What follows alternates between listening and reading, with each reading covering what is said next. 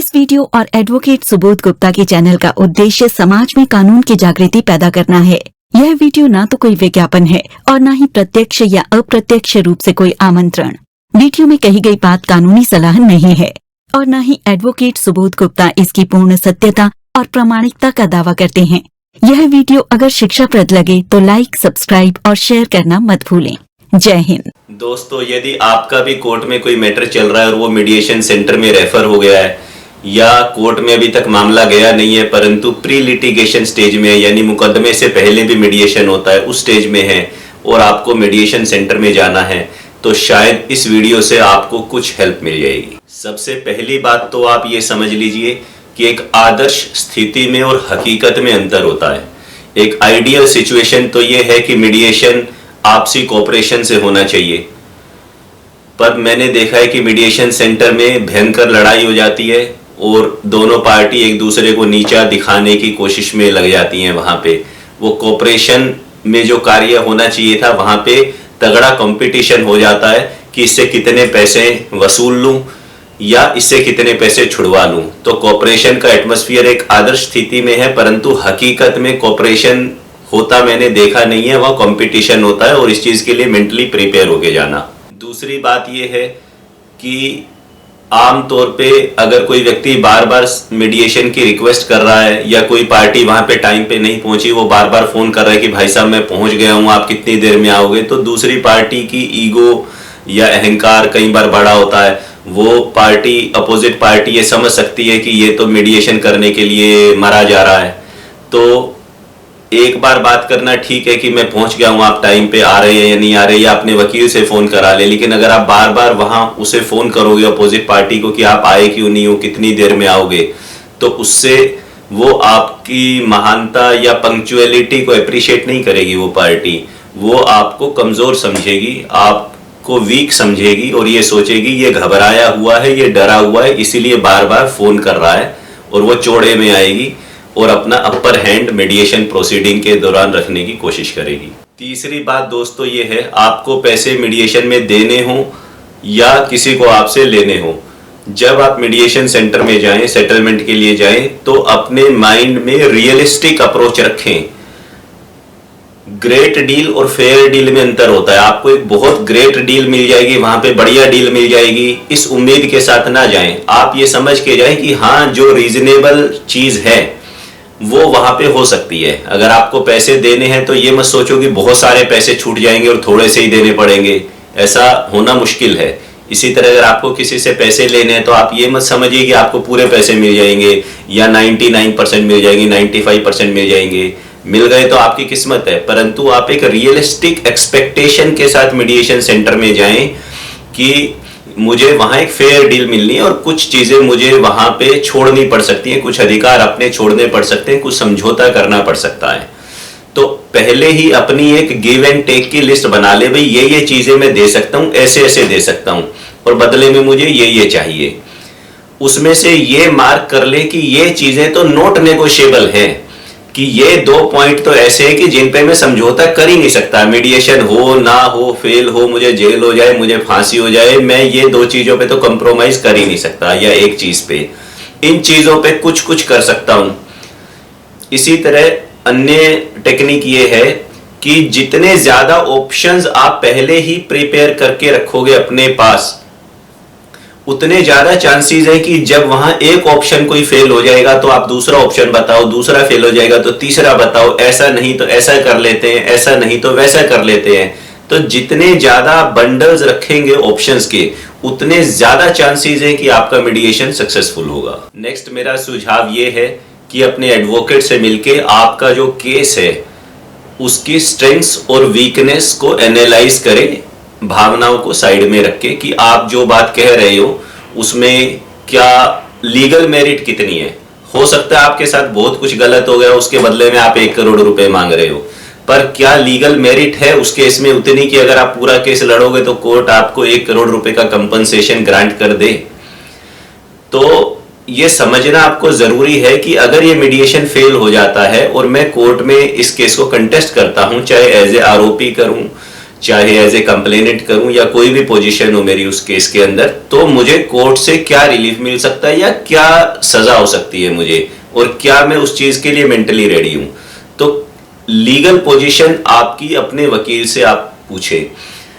दूसरी बात यह है कि कई बार हम लीगल पोजीशन को असेस करने में गलती कर जाते हैं। हो सकता है कि इस समय आप जो केस के तथ्य बता रहे हो उसके हिसाब से आपके वकील साहब को लग रहा हो कि आपका जो केस है बहुत स्ट्रॉन्ग है, कोर्ट में आपका कुछ नहीं बिगड़ेगा, आप जीतोगे ही जीतोगे। अनेकों मैं ऐसे उदाहरण दे सकता हूं और मैंने देखे हैं व्यक्तिगत जीवन में, प्रोफेशनली, जहां पे एक केस शुरू में बहुत ही स्ट्रॉन्ग लग रहा होता है, लेकिन कुछ ना कुछ ऐसे कारण आ जाते हैं केस के दौरान जो उस समय कंसीडर नहीं किए गए थे, जिनके बारे में हमने नहीं सोचा था, और बाद में वो केस हार जाते हैं। तो कोर्ट क्या फैसला सुनाएगी, लिटिगेशन का आउटकम क्या होगा, उसकी प्रोबेबिलिटी होना एक अलग बात है, लेकिन एक्चुअल आउटकम वो होगा या नहीं होगा, कितने समय में होगा, वो एक अलग बात है। कई बार क्या होता है कि कोर्ट में ऐसा फैसला आता है कोर्ट का जिससे दोनों ही पक्ष ना खुश होते हैं। जिसने केस किया वो भी खुश नहीं उस फैसले से, और दूसरा पक्ष भी खुश नहीं, दोनों ही ना खुश होते हैं। तो आपको मीडिएशन में जाने से पहले ये सोच लेना चाहिए कि अगर मीडिएशन फेल हुआ तो मेरे क्या खर्चे होंगे, क्या केस मेरे ऊपर है, कितना मेरा समय लगेगा, उसका क्या खामियाजा मुझे भुगतना पड़ सकता है, क्या मैं उसके लिए मेंटली रेडी हूं। अगर आपको लगता है कि हाँ बात आपके स्वाभिमान की है, इतनी बड़ी है और वो चीजें आप अफोर्ड कर सकते हो, तो गो अहेड। परंतु फर्स्ट प्लेस में आपने मीडिएशन की कंसेंट दी है, आपने अपनी सहमति दी है, दूसरी पार्टी ने भी अपनी सहमति दी है, तो पहला बुद्धिमानी का कार्य आप कर चुके हैं एक लंबे केस को छोटा करके निपटाने के लिए। तो ओपन माइंड से मीडिएशन में बैठेंगे, सेटलमेंट करने के लिए बैठेंगे, दूसरे को नीचा नहीं दिखाएंगे, रिस्पेक्टफुल भाषा में बात करेंगे। जो सुझाव मीडिएटर दे रहे हैं, जो सुझाव दूसरी पार्टी दे रही है, जो आपके साथ गया आपका दोस्त, माँ, बहन, पत्नी, वकील, उसके सुझाव मानते हुए ओपन माइंड से वहां पे डिस्कशन करेंगे, पेशेंस के साथ, धैर्य के साथ, भावनाओं को साइड में रख के, बिना गुस्सा हुए, बिना दूसरे पे चिल्लाए, बिना अपनी भड़ास और उल्टी किए हुए, तो वहां से अच्छे नतीजे निकलने की उम्मीद रखना। नेक्स्ट बात आपको यह समझनी है कि मीडिएटर जज नहीं होते, मीडिएटर वहां न्याय करने के लिए नहीं बैठे हैं। मीडिएटर ये नहीं देखते कि आप सच्चे हैं या आप झूठे हैं, वो आप बोल सकते हो, वो सुन लेंगे, लेकिन उनका जो ध्यान होता है वो इस चीज पे होता है कि मेन इश्यूज क्या है पार्टी के बीच में, दोनों पार्टी क्या चाहती हैं, कौन कितना आपस में कॉम्प्रोमाइज कर सकता है और मैटर को सुलह पूर्वक करके, फैसिलिटेट करके खत्म कराया जाए। तो आप बहुत ज्यादा वहां पे अपने एविडेंसेस या डॉक्यूमेंट्स अगर दिखाने में लगे हुए हो, तो पहली बात तो उसका कोई फायदा नहीं होने वाला, क्योंकि मीडिएटर उनको देखने में इंटरेस्टेड नहीं है, वो सुन लेंगे आपकी बात। आप मीडिएटर के सामने अपने आप को सच्चा साबित कर भी दोगे एक बार के लिए, तो उसका कोई फायदा नहीं होने वाला। सच्चा साबित करना है तो फिर कोर्ट में जाओ, केस लड़ो वहां पे, या समझौते की बात हो रही है। आपका नुकसान होगा, बल्कि आपका नुकसान ये होगा कि दूसरी पार्टी को ये पता चल जाएगा कि आपका डिफेंस क्या है जो कोर्ट केस में आप लोग, अगर ये मीडिएशन फेल हो गया तो यही डिफेंसेस, यही बातें आप कोर्ट में कहने वाले थे, उसको एडवांस में ही आप सारी बातें मीडिएशन में रिवील कर दोगे, तो उसको पता लग जाएगा कि आपके क्या क्या डिफेंसेस हैं। हालांकि मीडिएशन की जो प्रोसीडिंग्स है उसमें जो भी हुआ वो कोर्ट में एडमिसिबल नहीं है। आपने मान भी लिया कि हाँ भाई मुझे पैसे देने हैं, तो भी कोर्ट में इसको सबूत, एविडेंस नहीं माना जाएगा। रिकॉर्डिंग करना किसी भी तरह की प्रतिबंधित होता है, मना होता है, गैर कानूनी होता है। फिर भी अगर कोई कर भी ले और कोर्ट में दिखाना चाहे तो वो एडमिसिबल एविडेंस नहीं है। कई बार जरूरी नहीं है कि एक ही बार की मीडिएशन में, एक ही बार तारीख में मामला सुलझ जाए। पहली तारीख पे सब पार्टी अपनी अपनी बात करती है, कई बार मीडिएटर भी दोनों की बात सुनते हैं, समय ज्यादा लग जाता है। कई बार मीडिएटर कहते हैं कि भाई ठीक है, मैं आप दोनों के साथ एक साथ बात मैंने सुन लिया आपकी, अब एक पार्टी बाहर चली जाओ, मैं दूसरी पार्टी से बात करता हूं। तो वो दूसरी पार्टी से बात करेंगे, फिर दूसरी पार्टी को बाहर भेज देंगे, पहली पार्टी से बात करेंगे, ताकि वो अकेले में समझ सके कि आप चाहते क्या हो और दूसरी पार्टी क्या चाहते हैं। क्योंकि आमने सामने में हम सच्चाई नहीं बोलते कि हम सही में क्या चाहते हैं और कहां तक हम झुक सकते हैं, लेकिन मीडिएटर को हम बता देते हैं। तो मीडिएटर अनुभवी व्यक्ति होते हैं, उनको इस तरह की सिचुएशन हैंडल करने की प्रैक्टिस होती है और ये उम्मीद की जा सकती है कि अगर आप उनको सही बात बताओगे, अपने सही इंटरेस्ट बताओगे, तो वो आपकी इसमें हेल्प कर पाएंगे। अब फाइनल पॉइंट पे आता हूँ। फाइनली मैंने ये भी देखा है कि कई बार मीडिएशन सेंटर में सेटलमेंट हो जाता है, दोनों पार्टी एग्रीमेंट पे साइन कर देती हैं, दूसरी पार्टी 1-2 महीने तो शर्तों का पालन करती है जो मीडिएशन में जो सेटलमेंट एग्रीमेंट हुआ था उसके बाद फिर उसमें डिफॉल्ट करना शुरू कर देती है। तो ऐसी अवस्था में अगर कोई पार्टी डिफॉल्ट कर रही है मीडिएशन एग्रीमेंट का, तो 2-3 उपाय हैं आपके पास। एक उपाय तो यह है कि वो जो सेटलमेंट एग्रीमेंट हुआ है उसे एक वैलिड कॉन्ट्रैक्ट माना जाएगा, एक वैलिड, लीगली वैलिड एग्रीमेंट है वो।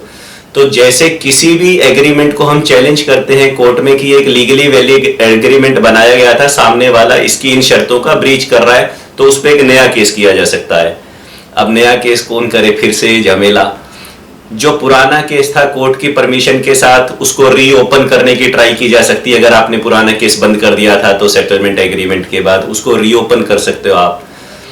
अगर आपने वो सेटलमेंट एग्रीमेंट कोर्ट के माध्यम से ऑर्डर में रिकॉर्ड करवा दिया था, यानी वहां जो सेटलमेंट एग्रीमेंट बन गया था फिर जज साहब को आपने दिया था अगली तारीख पे दोनों ने, और वो ऑर्डर में भी मेंशन्ड हो गया था, तो कंटेम्प्ट पिटीशन भी कंटेम्प्ट ऑफ कोर्ट एक्ट के अंदर आप फाइल कर सकते हो कि इसने अदालत की तौहीन की है और मानना की है इस ऑर्डर को ना मान के, क्योंकि ये जो एग्रीमेंट है ये इस ऑर्डर का पार्ट है। आप ये भी कर सकते हो। सेक्शन 138 जो चेक बाउंस के मामले हैं